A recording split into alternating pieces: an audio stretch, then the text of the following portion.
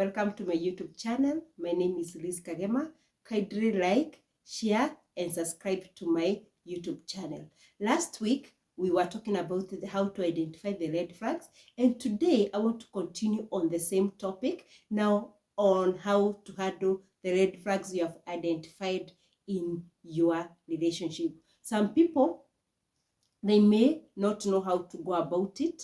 They may be stranded. They may not, some they may be in denial because people like making excuses, especially when they love somebody. A person may say, no, these things with time would change. These things, maybe my partner will identify them on his own or her own and change. But most of the time, your partner may not be aware he is affecting you or she's affecting you on what she or he is doing. So I believe it is always important to let the person know what you're going on, because we realize people trying to forgo their dreams, they neglect themselves for the sake of love. No, you're supposed to complement each other. You have your goals, you have your dreams, and you meet a partner who you can complement each other. You can both support each other and go far. But the moment you get a person who is intimidating you, who making you neglect your goals and your visions and your needs, that's not a person you can able to stay with, or somebody who will able to encourage you or support you to go to the next level. And when you're dealing with red flags, it's very important to be honest with yourself. Be honest. What do you want from a relationship? What are you getting from this relationship? Is there any future? Is it deteriorating? The frequent intimidation, frequent assaults, frequent lies. This person keep on telling you lies. This person keep on telling you excuses why she or he has done whatever he has done or she has done to you. So be cautious, be alert. And this is why it is very important of having self-awareness, because when you know who you are, you know what you need in a relationship, you know what are your goals in life, and are your goals being supported or your goals are being suppressed? Are you encouraged to move on, or you're being discouraged to even look for a job, to continue with the education? Because you have seen so many people, especially at university level and colleges level, when they meet their partners or the people they are relating with, they tend even to ignore themselves, ignore their studies. You find a lady now, because she has gotten a man who is maybe employed, she is no longer attending the classes. She's always with that person. You're braided by love, and you're not taking care of your needs and your goals in life. So be honest with yourself and have some self-care, because sometimes when you realize maybe these are the red flags, you have tried to solve them and cannot be solved, you have to love yourself more so that you're able to go through the healing process. Maybe you have invested your emotions so much, you have even invested your time, you have invested your resources. So sometimes it may take time and you're in denial. Some people even get so stressed until they get into depression. So here are some things you can do when you're handling the red flags. The first one, as I've said in the introduction part, acknowledge your own needs. Acknowledge your own needs. Remember, I said never ever sacrifice yourself. And when you're talking about yourself, I include your dreams, your goals, your visions, whatever you have ever dreamt of. Even yourself, taking care of yourself, taking care of your mental, your physical wellness. So do not sacrifice your own needs for someone else. There is no love which is worth sacrificing yourself. There is no. Because anything can happen to this person. This person can pass on. You'll be left like an empty shell. So make sure that you speak up on what is affecting you. You make sure that, and you be more direct. Do not generalize the things. Be direct with the issues which are affecting you. Understand and reflect on what is making you sad, on what you think these things, if they continue in this relationship, I cannot able to continue with the relationship. The second thing, it is communication. We know this is the baseline. This is the core for any health relationship. Learn to communicate. But most of us, we do not know how to communicate. We are always arguing. We are always we want just answer back. We do not want to internalize the message passed to us. We do not take time. I have a friend, we always have an issue of talking to that friend, because the moment you start a topic, that person is now forming another topic close to that, so that he can counter whatever you are saying. That's a red flag, because it shows that I cannot able to actively communicate with that person, because communication is when you pass a message to one person and that person internalizes the message and gives the feedback. But the moment we just talk to oppose, or just talk without getting the message you are given to us, that's a red flag.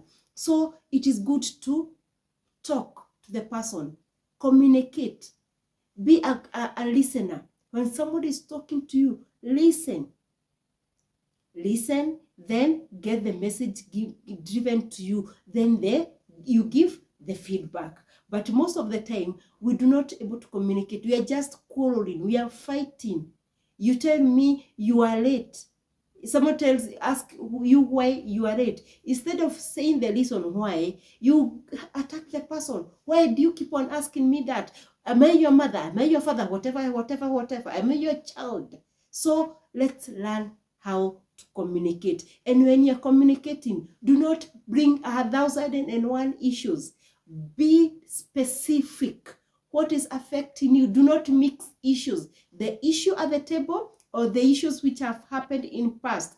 Deal with an issue a moment at a time, and deal with that issue conclusively. Do not leave the issue hanging, because the moment you leave the issue hanging, a probability it will crop up, and now that is like you're filling a dam, and that one day it will burst. So let it have an outlet. Handle an issue at a time and make sure that you have concluded the issue if possible. The other thing, it's avoid being offering emotion, especially as women. We bring in a lot of negative emotion when you're discussing something, when you're upset about something. And that's why many men, they find it very difficult to communicate with their women, because the moment you start of an issue, we bring other negative emotion based on the experiences which has happened in past. In fact, there's a friend of mine who tells me that wives are not supposed to be asked some of these things, because the moment you ask something, you'll be reminded of things which happened during dating time, and the emotions expressed there, it's very negative, it's very toxic. You cannot able to communicate with that person. And that's why they say it is always important, if you feel like you're full of anger, you're overwhelmed by negative emotion, give yourself time to cool down. This is something I've learned over the time. I used to handle the bull by the horn as it has happened, but over time I realized the moment I overreact, when my emotions, I'm not emotionally stable, I tend to maybe say something I will regret later. But over time, I've realized it's sometimes even it's better to ignore some things, especially when you're hurt. Because when you're hurt, what you emit is what now you're experiencing. And you can scare or even not have a healthy dialogue when you're negatively affected. So express your feelings. I'm not saying do not express your feelings, but it's also important. Know the time to have a talk when your feelings are not very stable. You wait, cool down, and you continue with whatever you want to talk, because argument, shouting at each other, it will not help. Make sure that you have stable emotion skills, so that you can able to solve the issue at hand. Maintain calmness. That's what I'm talking about. Maintain calmness when you're talking about an issue, or you're discussing an issue, or you're trying to let your partner know the issues which are affecting you in that relationship. Be very open and honest, and be specific to the issue you want to discuss. Another thing, it's being honest with yourself. And I talked about this when I'm starting the introduction. Be honest with yourself. Some of us, we are not honest to ourselves. We tend to neglect ourselves. We tend to neglect what we feel. We neglect our feelings. No, let's be honest. It is important to fix your relationship when you're genuinely telling what you feel about an issue. Don't say it is okay when you know it is not okay. Don't say that you will improve on an issue when you know you cannot. Be honest. Because the moment you are honest, you're able to give the right information to your partner. But the moment you're not honest, you tend to hide the things which you are feeling they are affecting you negatively. So be honest. What is affecting you? And I remember I said, do not bring 1,001 issues because you're not able to solve them. Be specific to whatever it is affecting you. And when you're discussing something, be honest. If you feel something is not okay, do not say yes for the sake of it to please your partner. If you need to say no, kindly say that no. And it's a no which you really mean it. It's not a no for the sake of. If you mean yes, let it be yes. And if somebody asks, why did you say yes? You can have an explanation because it is coming from you based on what you feel about the relationship. If you need to call it quit, be honest to yourself. Don't say no, let's see what you're not sure. It's something you have tried to work it out and it has not worked out. Of course, no one wants to break with a partner. No one wants to go back to look for another partner. Especially if you had a goal of settling down a marriage. Sometimes it's a fairly painful experience. Some people, they do not even heal from breakup, especially if they don't have the needed support. But would you prefer to break with a person who is toxic, who is beating you, who is controlling, who is toxic, who is telling you lies, who always have excuses, a person you cannot have a dialogue with, than being left or break up, but at the end of the day, you can able to find another better partner for you. Being in a toxic relationship, it's more harmful to yourself, to your children, than a healthy relationship or when you're alone. But some people will say, I will do this for the sake of my children. It is okay. I'm not saying it is bad. But which is better? To be killed in a relationship or to be single and raise up your children? I'm an advocate of a family. I'm a family lover. Yes, but sometimes be wise. Have some wisdom. I said, do not go with your heart to a relationship and you leave your brain alone, behind. Go with both, so that even though you love the person and you say the love is bright, you can also able to question some things if they are not going well. The last point, it is seek professional help. Sometimes it is very important, especially if you have invested yourself in that relationship. You have given your all. You have given your time. You have lost 5 years. You have lost 2 years. You have invested your money. The money equivalent of buying ABCD. Your emotions. You trusted. And now you're feeling you've been betrayed. It's never easy when emotions are involved. You even regret. Maybe there was another person who was asking you to have a relationship. You rejected that person because you thought the person you're with, he is or she is committed and you're going to have a long-term commitment. Some people do not take it easily. And it's not some people. In fact, it is the majority. Breaking up the person you love, it is the saddest moment of any person who genuinely loved a person. So sometimes you may not be able to move on well. You may not be able to heal. But it's good to go for counseling, look for your friends, your family members who can help you to go through the journey. Because this is where, if people, they are not guided well, they do not receive the support they need, most of them end up doing drugs, other people having irresponsible sexual behaviors. They do not care. Others, they tend to hate the opposite sex. If it was a man who was hurt, he hates women. If it's a woman who was hurt, they tend to hate the other part, the other sex. So it is good, or gender rather, it is good to seek for professional support. And when I talk about professional support, some people think it's only the weak people go to seek professional support. No, it is not. Any person, regardless how you feel you're full of strength, how powerful you are, how strong you are, sometimes we cannot go through this. We do not want any person get into depression, isolation. No, because it affects your mental and physical health. So it is good to make sure that if you're not feeling good, you're not feeling like you can able to carry on, seek for somebody who can help you. But for those who are in relationship, but there are some minor red flags, they can be solved.